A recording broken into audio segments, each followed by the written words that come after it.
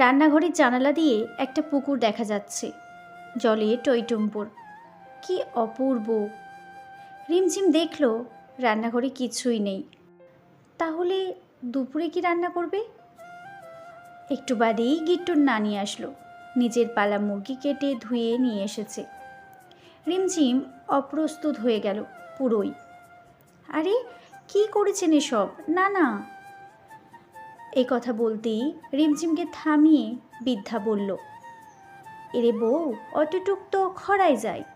তোমার জামাই ফেরেস্তার লাখান, তানোর লাগে কিছুই খরতাম ফারি না।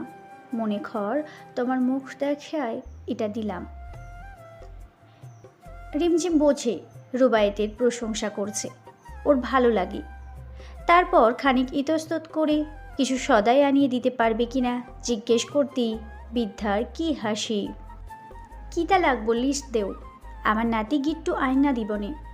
আইজ কিতা তুমি রান্ধবাইনি, তাইলে ময়নার মারে খইয়া দিমু যেন রান্ধে না। রিমঝিমের সমস্যা হয় বৃদ্ধার ভাষা বুঝতে। অবাক চোখে তাকিয়ে বলে, ময়নার মাকে? বৃদ্ধা বলে, ময়নার মা তোমার স্বামীরে 2 বেলা রান্না দেয়। এই কথাটা রিমঝিম বুঝতে পারল। ময়নার মা হচ্ছে সেই মহিলা যে রুবায়েতকে 2 বেলা খাবার রান্না করে দেয়। লিস্ট নিয়ে গিট্টুর নানি চলে গেল। রিমঝিম এখন সামনে ঘরে বসে বাইরের প্রাকৃতিক সৌন্দর্য দেখছে। বৃষ্টি থেমে গেছে, টিনের চাল দিয়ে এখনো পানি পড়ছে। সেদিকে তাকিয়ে ওর মনে স্মৃতিরা হানা দিল। ওদের বিয়ের দিনটি ছিল বৃষ্টিমুখর, ঠিক আজকের মতো বৃষ্টি স্নাত জানুয়ারি মাসের বৃষ্টি। রিমঝিমের বিয়ের প্রস্তাব এনেছিল ওর সেজো খালা। রুবায়েতের এক চাচাতো বোন খালাদের পাশের ফ্ল্যাটে থাকতো। একদিন রিমঝিমকে বারান্দায় দেখেই নাকি ভালো লাগে ওনার। নিজের ভাইয়ের জন্য বিয়ের প্রস্তাব দেয়। দ্রুততম সময়ে দেখাদেখি হয়ে যায়। রিমঝিমের কিন্তু ডাক্তার পাত্র একদম পছন্দ না, কারণ ওর মনে হয় ডাক্তাররা নাইট ডিউটি করে আর নার্সদের সাথে যত সব ফষ্টি নষ্টি আর ঢলাঢলি। কখনো সত্য মিথ্যা যাচাই করেও দেখেনি, নিজের মনেই ভেবে নিয়েছে। কিন্তু বাসায় কাউকে এ কথা বোঝানো যাচ্ছে না। আক্ষেপ করে বান্ধবী রীতাকে এ কথা বলতেই রীতা ভ্রু কুঁচকে নেয়, বলে, আচ্ছা তুই এরকম কেন? দুনিয়া শুদ্ধ সব ডাক্তার একরকম হবে? কোনো কথা আছে? আর এগুলো সব শোনা কথা। পড়াশোনা শেষ করেছিস, এখন বিয়ের উত্তম সময়। রিমঝিম শুধু শুনে যায়, কিছুই বলে না। রীতার কিছুদিন আগেই বিয়ে হয়েছে, এখন চাচ্ছে সব বান্ধবীর বিয়ে হয়ে যাক। এক শেয়ালের লেজ কেটেছে, এখন সে চাচ্ছে বাকিদেরও লেজ কাটুক। দেখাদেখির দিন রিমঝিম একটা মেরুন জামদানি শাড়ি পরেছিল। রুবায়েতের প্রথম পাত্র না, আগে দুজন দেখে গেছে। প্রতিবারই একই রকম অনুভূতি, খুবই অসহ্য লাগে রিমঝিমের। যাই হোক, এবার রক্ষে। পাত্র একা কথা বলতে চায় না, মনে মনে ভাবে, বাঁচা গেল। কী সব বোকা বোকা প্রশ্ন করে। রিমঝিম একবার দেখেও না রুবায়েতকে। ঠিক তখনই ওর বাঁচার উপরে মরণ ঠেলে দিয়ে ওর ফাজিল বান্ধবী রীতা পাশ থেকে বলে ওঠে, পাত্রপাত্রীর অবশ্যই কথা বলা উচিত। পাত্রের কোনো কথা না থাকতে পারে, পাত্রীর তো থাকতে পারে। আধুনিক পরিবার ওদের, তাই অন্যরাও মোটামুটি সায় দেয়। কী বিপদ! যাই হোক, রীতা আর ওর ভাবির সাথে রিমঝিম ছাদে যায়। রিমঝিম রীতার উপর ঝাঁঝিয়ে ওঠে, এত মুখ চলে কেন তোর? এই বিয়েটা হবে না দেখিস, হুদাই কথা বলা লাগবে। তখনই ওর ভাবি ওকে আলতো খোঁচা দেয়। তারপর রীতাকে বলে, চলো আমরা ছাদের ওই দিকটাতে যাই। রুবায়েত যখন হেঁটে আসছিল শান্ত ভঙ্গিতে, তখন রিমঝিম তাকিয়েছিল। দেখে মনে হচ্ছে যেন একজন শান্ত স্বভাবের, ভদ্র, কম কথা বলা তরুণ। গায়ের রং ফর্সা নয়, তবে পরিষ্কার পরিচ্ছন্ন চেহারা, চুলগুলো নিয়ম করে আঁচড়ানো, চোখে কালো ফ্রেমের চশমা, পরনে সাদা পাঞ্জাবি আর সাদা পায়জামা। সেই সময়টাই যেন রিমঝিমের জন্য থমকে গেল। জীবনের পুরুষ তো কম দেখেনি, কিন্তু এই পুরুষকে অন্যরকম লাগছে কেন? বিকেলটা অদ্ভুত সুন্দর ছিল। রোদ ছিল না, ছিল মুঠো মুঠো ঠান্ডা বাতাস আর গাছের বিভিন্ন ফুলের সৌরভ। রুবায়েত এগিয়ে এসে সালাম দিল আড়ষ্ট ভঙ্গিতে। রিমঝিম এতক্ষণ দৃষ্টি সরিয়ে নিয়েছে, মৃদু কণ্ঠে সালামের উত্তর দিল।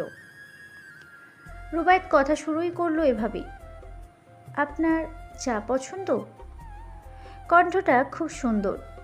মেয়েরা ছেলেদের উচ্চতা আর কণ্ঠের প্রেমে পড়ে সাধারণত, আর দুইটাই রুবায়েতকে আল্লাহ ভালোভাবে দিয়েছে। আর এটাতেই রিমঝিমের সন্দেহ। রিমঝিম কিছুটা হালকা বিরক্ত ভঙ্গিতে বলল, চা পছন্দ, কিন্তু খুব বেশি মিষ্টি হলে চলে না। রুবায়েত বলল, এটা ভালো, চিনি স্বাস্থ্যের জন্য ক্ষতিকর। ভাগ্যিস বলেন নাই চা খাওয়াই বাদ। আপনারা ডাক্তাররা চায়ের বদলে হয়তো ওআরএসই সাজেস্ট করেন বেশি, তাই না? রিমঝিম বলল। রুবায়েত হেসে ফেলল রিমঝিমের কথা শুনে। রিমঝিম আর একবার মুগ্ধ হলো। এর হাসিও কি সুন্দর। আমরা চাও খাই, আমি তো রীতিমতো চায়ের পোকা, তবে ওআরএসও দিই। কনফিউশনের রোগী থাকলে তো দুইটাই দরকার পড়ে। রুবায়েত রিমঝিমের উদ্দেশ্যে বলল।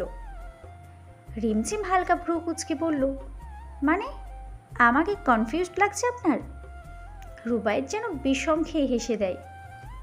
না না, আপনার কথা বলার ধরনেই বোঝা যায়, আপনি বেশ স্পষ্টভাষী। রিমঝিম বলে, আসলে আমি ডাক্তার পাত্র চাইনি।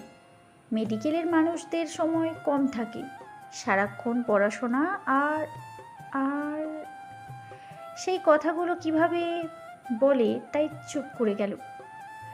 রুবায়েত আস্তে করে হেসে বলে, আপনি বিয়েতে রাজি না, তবে একান্তে কথা কেন? চুল বাতাসে উঠছে এখন রিমঝিমের। ওকে নিতান্তই পেয়ারা মনে হলো। এদিকে ওর গালে আচমকা অনেকগুলো রক্তকণিকা ঝাঁপিয়ে পড়ল।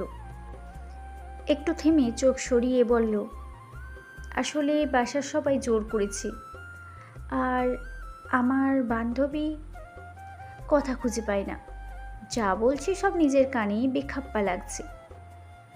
খানিক নীরবতার পর, আমি ডাক্তার হিসাবে যেমনই হই, আপনি কিন্তু বেশ খোলামেলা কথা বলেন, এটা ভালো লেগেছে। আমি অবশ্য চুপচাপ ধরনের মানুষ, শোনার অভ্যাসটা বেশি বলার চেয়ে। রুবায়েতের কথা শুনে রিমঝিম অদ্ভুত এক চোখের চাহনি দিয়ে তাকিয়ে, মাঝে মাঝে বলতে হয়, সবাই কিন্তু নীরবতা পড়তে পারে না। তারপর তির্যক হেসে, আর সব ভালো লাগলেই যে বিয়ে করা যায় তা তো নয়।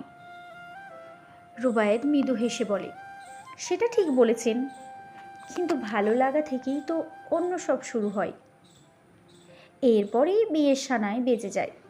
তখনই ওর ভাবনাগুলো সুতোর কাটা ঘুড়ির ন্যায় উড়ে যায়। দরজাকেও জোরসে ধাক্কাচ্ছে। রুবায়েত যখন ঘুম থেকে উঠল, তখন ঘড়িতে দুপুর 2:40। উঠে বসেই ঘ্রাণ পেল ভুনা খিচুড়ি আর মুরগির মাংসের। রিমঝিমের রান্না আজ কতদিন পর। বাথরুমে চলে গেল। জ্বর নেই, গোসল করবে। ডিপ টিউবওয়েলের পানি উঠে ট্যাঙ্কিতে। ঠান্ডা সেই পানিতে গা ভিজিয়ে রুবায়েতের মনে পড়ে যায়, প্রথম দেখায় রিমঝিম বলেছিল ওর ডাক্তার পাত্র পছন্দ না। কিন্তু সেসব কথা কানে তোলার মতো মনের অবস্থা রুবায়েতের থাকলে তো এরকম দারুণ স্নিগ্ধ আর স্পষ্টভাষী ছিল মেয়েটা, যে কিভাবে মানা করে দিত রুবায়েত। আয়নায় নিজেকে দেখতে দেখতে চুল আঁচড়াচ্ছে। বাতাসে রান্নার সুঘ্রাণ যেন খিদে বাড়িয়ে দিচ্ছে। মেয়েরা কত সুন্দর সংসার আগলে নেয়। বিয়ের 5 দিনের মাথায় ওর বাবা মা আমেরিকায় পাড়ি জমালে রিমঝিম যেন আকুল পাথরে পড়ে যায়। ভীত মুখে বলে, শোনো, আমি কিন্তু রান্না করতে পারি না। রুবায়েত আশাও করেনি এসব। আজকাল কোনো মেয়েই বা রান্না পারে। রুবায়েত তখন রিমঝিমকে বলে, আরে ইউটিউব আছে না, আর তোমার আম্মু ঠিক শিখে যাবে। সত্যি রিমঝিম শিখে নিয়েছিল অল্প দিনেই। তাতে হাত পুড়েছে, হাত কেটেছে, কিছু খাবার মুখে দেওয়া যায়নি, কিন্তু সে এখন সফল। খাবার কি বিছানায় খাবে? দরজার সামনে দাঁড়িয়ে রিমঝিম কথাটি বলল। এখন একটা হলুদ শাড়ি পরনি, ভেজা চুল মুখের এদিক সেদিক। না দেখিয়েও রুবায়েত জানে পিঠ পুরো ভিজিয়ে ফেলেছে এই মেয়ে চুলের পানিতে। এতটা অস্থির যে চুল ভালো করে মুছেও না, ঘরময় পানি ছড়াছড়ি থাকে। আয়নায় ওকে দেখছে রুবায়েত। রুবায়েতের যে কয়টা অন্যায় আবদার ছিল বিয়ের পর, তার মধ্যে একটা ছিল রিমঝিম যেন সব সময় শাড়ি পরে, অন্তত রুবায়েত যতক্ষণ বাসায় থাকে। দাও, তুমি খেয়েছো?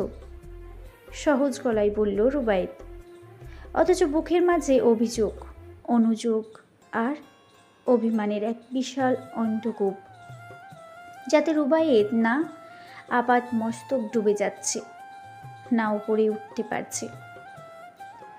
বিছানায় একটা পেপার বিছিয়ে দিল, তারপর খাবার এনে রাখলো রিমঝিম, যার বাড়ি সে বেশ গোছানো আর শৌখিন। রান্নাঘরের ক্যাবিনেট প্রয়োজনীয় সব কিছুই আছে। একটা ভুল করে ফেলেছি জানো। উত্তরের অপেক্ষা না করে আবার মুখ খুলল। রান্না একটু বেশি হয়ে গেছে, আজ ঠান্ডা ঠান্ডা রাতে খেয়ে নেওয়া যাবে, তারপরেও থেকে যাবে। মুখখানা খুবই চিন্তিত লাগে রিমঝিমের। সেদিকে তাকিয়ে রুবায়েত একটা দীর্ঘশ্বাস গোপন করল। রিমঝিমের সব কিছুতেই অনেক বেশি চিন্তা, এমনকি ভবিষ্যৎ নিয়ে, অজানাকে নিয়ে। রুবায়েত প্রথম প্রথম অবাক হতো। ছোট ছোট জিনিস অনেক বেশি চিন্তা করতো রিমঝিম। এমনকি নাটক সিনেমার বিষয়গুলোও রিমঝিমকে অনেক ভাবাতো। ঘন্টার পর ঘন্টা সেগুলো নিয়ে আলোচনা করত। এই ধরনের লোককে বলা হয় ওভার থিঙ্কার। যেটুকু বেঁচে যাবে গিট্টুকে দিয়ে দিও, রুবায়েত কথাটা বলল।